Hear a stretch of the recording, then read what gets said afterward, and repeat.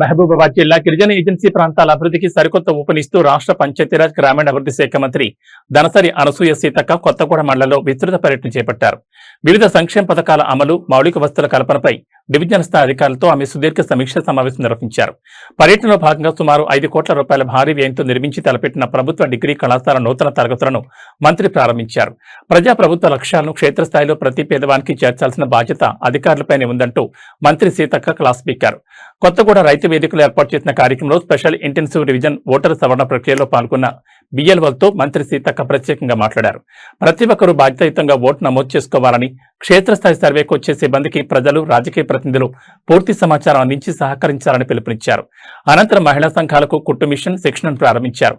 కొత్తగూడ, గంగారం మండలాల జాయింట్ రివ్యూలో మంత్రి మాట్లాడుతూ గిరిజన ఏజెన్సీ పరిధిలో రోడ్లు, వంతెనలు, చెక్ డ్యాంల అభివృద్ధి పనులను ఫారెస్ట్ అధికారుల సమన్వయంతో వేగవంతం చేయాలని ఆదేశించారు. గంగారం, కొత్తగూడ ఏరియాలో యూరియా యాప్లో సాంకేతిక సమస్యలు ఉన్నందున రైతులకు మాన్యువల్ గా యూరియా పంపిణీ చేయాలని సూచించారు. గిరిజన ఎస్సీ, బీసీ, మైనార్టీ హాస్టళ్లలో నాణ్యమైన పక్కా డైట్ మెను అందించాలని, వర్షాకాల దృష్ట్యా సీజనల్ వ్యాధులు ప్రబలకుండా ఓవర్ హెడ్ ట్యాంకుల క్లీనింగ్ మిషన్ బగేర ద్వారా స్వచ్ఛమైన తాగునీరు సరఫరా చేయాలన్నారు. ఉపాధి హామీ కూలీల సంఖ్యను పెంచాలని చెప్తూ ఇప్పటికే కేటాయించిన ఇందిరమేండ్ల కోటా నిర్మాణాలు పూర్తి చేసి అదనపు ఇండ్ల కోసం ప్రతిపాదనలు పంపాలని స్పష్టం చేశారు. ఈ సందర్భంగా అర్హులైన లబ్ధిదారులకు ఇందిరమేండ్ల ప్రొసీడింగ్ కాపీలను మంత్రి చేతుల మీదుగా అందజేశారు. వారికి ప్రత్యేకంగా అభినందనలు. మరి ఇక్కడ అందరినీ మహిళల్ని జమ చేయడానికి కుట్టు శిక్షణ ఇస్తున్నటువంటి సోదరిమణి మన మదర్ ఫౌండేషన్ నుంచి సంధ్యారెడ్డి గారు. వారం రోజుల అధికారం ఇవ్వండి, వారం ఎంతసేపు అధికారమే కానీ మీరు అనుభవించిందంత అధికారమే. ప్రజలకు ఏం ఉరగబెట్టారు? ఏమన్నా బియ్యం ఫ్రీగా ఇచ్చిర్రా, ఇల్లులు ఇచ్చిర్రా, ఇందిరమ్మ ఇల్లులు ఇచ్చిర్రా, ఉద్యోగాలు ఇచ్చిర్రా, ఉపాధి ఇచ్చిర్రా? 1,00,000 కోట్లు 1,50,000 కోట్లు గంగపాలు చేసిర్రు. మళ్ళీ ఇప్పుడు వారం ఇస్తే కడతాను. మీరే కదా కట్టిందే, మీరు కదా కాళేశ్వరం కట్టిందే, మీరు కూలిందే మీ హయాంలో.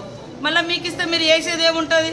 ఆయనతో ఏమన్నా ఉంటే మిగతా అంతా కూలగొట్టేటట్టు చేసుకొని ఆ జనాలను అంతా ముంచే కార్యక్రమం తప్ప ఏం లేదు.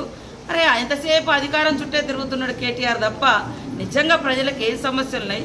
ఇప్పుడు నేను కూడా గుర్తించిన ఏది ఏజెన్సీ ట్రైబల్ ఏరియాలో లేదా ఫారెస్ట్ ఉండే ఏరియాలో సిగ్నల్స్ లేకుంటే యాప్ అనేది కొద్దిగా ఇబ్బందికరమైన పరిస్థితి. ఇలాంటి ఏరియాలలో ఒక మాన్యువల్గా కూడా ఇవ్వచ్చు అనేది దానికి ఒక నియమ నిబంధనలు పెట్టి ఇస్తే మంచిగా ఉంటుందని నేను కూడా విజ్ఞప్తి చేస్తున్నా. అట్లా వాస్తవాలు ఏమైనా ఉంటే గుర్తించి లోపాలు జరిగితే ప్రభుత్వ పరంగా అందరు 100కు ఎవరు పరిగెత్తుకుంటూ పోరు. నడుస్తూ ఉంటే కాళ్ళకు దెబ్బ తగులుతుంటే సరి చేసుకుంటూ పోతాం. మేము కూడా మంచి చెడు అన్ని ప్రజల యొక్క విజ్ఞప్తులను చూసుకుంటూ వాళ్ళకు అనుగుణంగా పరిపాలన చేస్తూ ఉన్నాం. వాళ్ళది మాత్రం ఎంతసేపు అధికారంలో రావాలనే యావ తప్ప ప్రజల గురించి పోరాటం. ఇవాళ వారం రోజులు టైం ఇస్తే అంటారు. 3 ఏళ్ళు మాజీ ముఖ్యమంత్రి గారు బయటికి రాక కనీసం కేసీఆర్ గారు అసెంబ్లీకి వస్తుండ్రా, అసెంబ్లీలో మాట్లాడుతున్నారా? మరి మాట్లాడరు, కానీ అధికారం కావాలంటారు. ఇదేం పద్ధతి? అధికారం ఉంటే తప్ప మీరు ప్రజల్లోకి రారా? ఇదేం పద్ధతి? మీరు పెద్దలు ఆనాడు కట్టిరు, మీరే కట్టిరు, కూలేశ్వరం అయిపోయింది, కూలిపోయింది. సలహాలు ఇవ్వండి మన అసెంబ్లీకి వచ్చి. అది అట్లా సలహాలు ఇవ్వరంట, ప్రతిపక్ష నాయకుడికి వచ్చి సలహాలు ఇవ్వరట. కానీ అధికారం ఇస్తే మాత్రం వచ్చి వారం రోజులలో సెట్ చేస్తారట. 10 ఏళ్ళు కదా మీ ఆలోచన చేసి స్వయం ప్రకటిత ఇంజనీరింగ్ తనంతో మీరు కట్టినటువంటి కాళేశ్వరం కూలేశ్వరం అయిపోయింది.